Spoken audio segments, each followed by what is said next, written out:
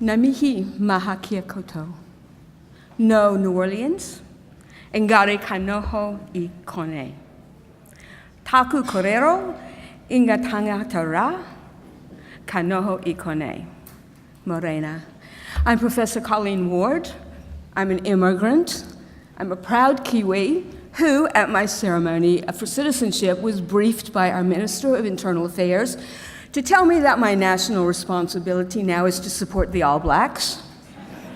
And I take that very seriously. And this morning, I'd like to share with you some of my thoughts about multiculturalism in Aotearoa, our treaty-based nation. Okay, what is multiculturalism? I think a lot of the debate and the contentiousness about multiculturalism is based on disagreements about what the term actually means. So the overview of my brief presentation today, I'd like to spell out what I believe the meaning of multiculturalism is and present it to you as a multifaceted journey. It's not just an endpoint. We are moving towards, in many cases, multiculturalism. And we'll talk about that in terms of diversity, ideology, and policy. But as a psychologist, I'm also very interested in everyday multiculturalism. That is how all of us experience diversity on a daily basis. Is it positive? Is it negative? Is it comfortable? Do we value it? And how that everyday experience of multiculturalism relates to well-being and social cohesion. This is based on some current and recent research that we've been engaged in. And then finally, I'd like to speak about multiculturalism in our treaty-based nation and how the two actually can fit fairly neatly together. So in the international arena,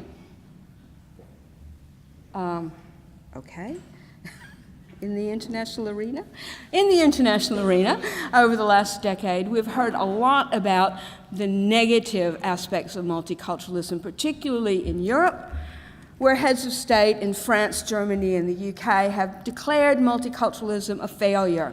Indeed, it's often seen as the cause of social problems. Why is that? I'm going to argue, actually, multiculturalism hasn't failed in Europe. Rather, it's never been achieved. It hasn't been properly tried out. Nonetheless, in contrast to this notion that multiculturalism is a failure, we see in other parts of the world, particularly where we live, that instead of multiculturalism seen as a cause of social problems, but indeed it may be the cure for social ills. So we find Australia, New Zealand, Canada, perhaps new countries or countries that have been more conventionally built on immigration have different perspective on multiculturalism. So indeed, what is a multicultural society?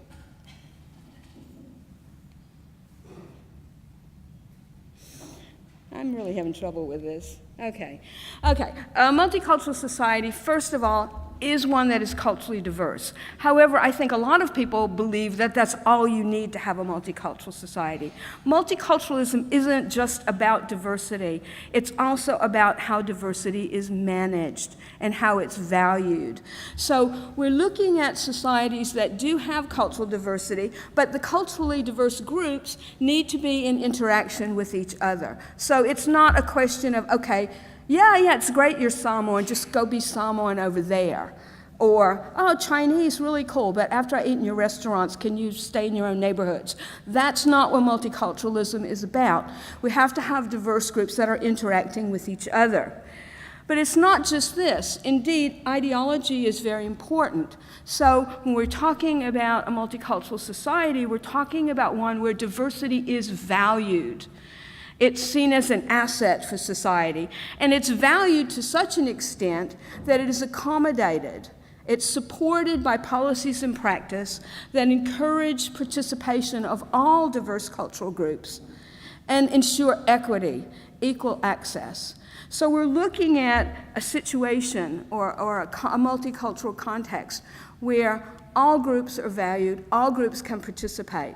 We have cultural maintenance. That's what engenders the diversity, and we have equitable participation. So it's not just a question of we have a bunch of different kinds of people in our country. I don't think these aspirations have been achieved in Europe. I think they're a long way away from achieving them, so I don't think multiculturalism has failed.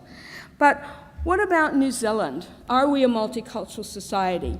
Okay, again, I say this isn't just a yes-no question, but we can look at New Zealand in terms of diversity, ideology, and policy. And I would suggest to you that we are certainly have the basis or the grounding to be a multicultural society, and we are moving positively in that direction. So if we look at diversity to start with, this is only one way to assess diversity. This is a measure of what is called ethnic fractionalization. It's based on the idea that if you randomly select two people who live in a country, what is the likelihood that they will come from the same ethnic group? And on this slide, you can see OECD countries ranging from the most diverse in terms of ethnic fractionalization, being Canada and Mexico, to the least diverse, being Japan and South Korea. And the green bar, as you can see on the slide, is New Zealand, and you can see we are towards the top range of the most diverse countries in the OECD. I emphasize here there are other ways to measure diversity. We know, for example, in New Zealand we speak over 200 different languages. That's diversity. So there are many ways to look at it, but by any measure we find that New Zealand always tends to be at the more rather than less diverse end of things. So, is New Zealand multicultural in terms of ideology? Clearly, yes. This comes from data based on a national survey of more than 2,000 households that Anne-Marie Mascaret and I did about almost a decade ago. And respondents were asked, do they agree or disagree with the statement, it's a good thing for any society to be made up of people from different races, religions, and cultures. And you see that 89% of New Zealanders agree with that, which is significantly higher percentage than Australia and in any European Union countries. So we're looking good there. And then is New Zealand multicultural in terms of policy? This is work based on political scientists coming from Queen's University in Canada, and you see again with respect to our multicultural policy that New Zealand is on the high end with respect to policies, up there along with Canada, Australia, Sweden, and Finland. And in all of these slides that I've shown you, New Zealand is more multicultural than France, the UK, and Germany, which are proclaiming multiculturalism is dead or failed. But I'm a psychologist. So I'm very interested in the individual's experience of diversity, because government can regulate policies, but they can't regulate your experiences.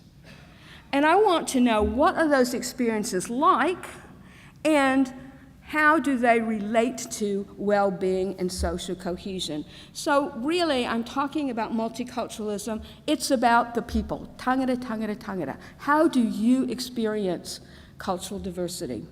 So here we have research that we have undertaken in New Zealand, the US, and the UK, online survey research, where we have asked people about their experiences of everyday multiculturalism, reflecting these three components: diversity in interaction, multicultural policies and practices, and also multicultural ideology. Do you believe that most people in New Zealand think it's good that we are diverse? Do we have policies and practices that help ethnic minorities retain their culture and language? Are you likely to interact with people from different ethnic groups any day of the week? So these are like the core components of everyday multiculturalism. And then we looked at this in relationship to social cohesion and well-being. And these are the key findings. And this is across the three countries. When a society is experienced as culturally diverse and the groups are interacting with each other, we also find that its residents have fewer negative emotions, they flourish more, they have a greater sense of well-being, and they also experience a greater sense of belonging. So we have positive relationships between interacting diversity and well-being and social cohesion. When a society is experienced as having a strong multicultural ideology, that's one that values diversity, its residents trust each other more, they have a greater sense of belonging, they're more patriotic, and they perceive less discrimination. So again, positive associations, particularly for social cohesion. When a society experiences, people believe in their society that they have common multicultural policies and practices, people experience more positive emotions, a greater sense of well-being, have a stronger sense of belongingness, and they are more patriotic. So again, positive associations for well-being and social cohesion, even though, with respect to policies, majority group members tend to see these policies as somewhat threatening. So despite seeing them as threatening, there's still positive outcomes. When I present these results, I'd like to make it very clear that we're talking about positive associations for everyone in society, not just the minority groups, although we do find a stronger effects for ethnic minorities compared to majorities, okay? And a common challenge to making multiculturalism work is to convince the majority or the dominant cultural group, whomever that may be, that they actually are one of the cultures in a multicultural environment. So we have to talk about all-inclusive multiculturalism. All of us have a culture. So my bottom line here is I'd like to say that multiculturalism is something that benefits everyone. It's for everyone, it benefits everyone. So the final topic I'd like to very briefly address is multiculturalism in our treaty-based society. Okay, we all know the treaty signed in 1840, the most important historical document in New Zealand, the foundation of our country. This set up a partnership between Māori and the Crown, although the nature of that partnership is still debated because of the different English and te reo versions of the treaty. Nevertheless, we can talk about principles that involve kawanatanga and rangatiratanga. These refer to governorship by the Crown in conjunction with Māori self-determination. So Māori retain possession of their lands and their treasures. And iwi retain some self-determination and rights to preservation. Obviously, if we have a partnership between Māori and the Crown, I'm referring to the Crown at this point, we need reasonable cooperation between the two. And also important for the treaty is that there's a redress of past injustices, because obviously the treaty has not been honored over time, and this needs to be redressed.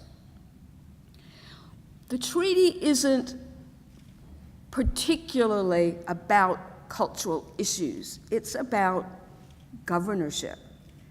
It's about how the country is to be run. But it nonetheless does have, in my view, cultural implications. And some of those cultural implications are that Māori language and culture are to be protected as taonga. These are national treasures. And as our Indigenous people, Māori language and culture has a special place in defining Aotearoa and who we are as New Zealanders. We are a Pacific nation. Māori, unlike the settlers or the colonizers, don't lay claim to another ancestral land. So they are in a different position as our Indigenous peoples compared to all of the rest of us.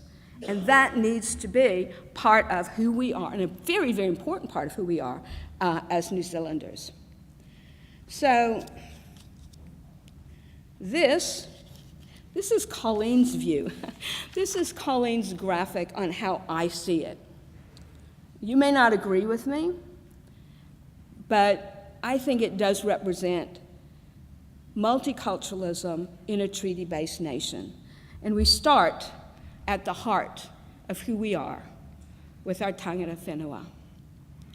But tangata whenua has a relationship not just with Pākehā, the people whom the Crown seemed to be when the treaty was signed, But tangata whenua have a relationship with many, many different cultures, and in fact, they have the relationship with tangata tiriti.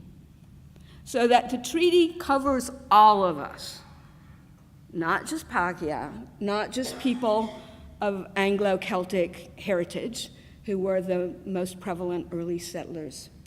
And it's the relationship between tangata whenua and tangata tiriti that make us a multicultural, treaty-based nation. So I would like to leave you with that image. Nō reira, tēnā koutou, tēnā tatou katoa. Thank you.